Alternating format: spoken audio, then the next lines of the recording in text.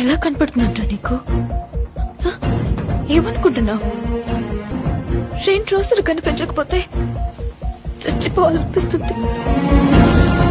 నేనేమంటా?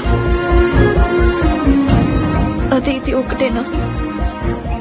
నువ్వు ఇక్కడున్నా చెప్పు, మాట్లాడవేంటి?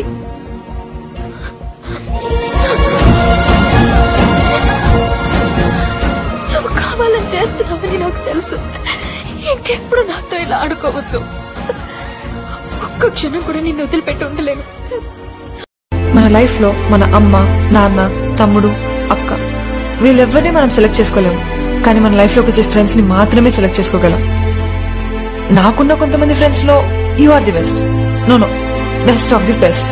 చెప్పా కదా, నా వల్ల నీకు మంచి జరిపినా పర్లేదు, కానీ హర్ట్ మాత్రం అవ్వకూడదు.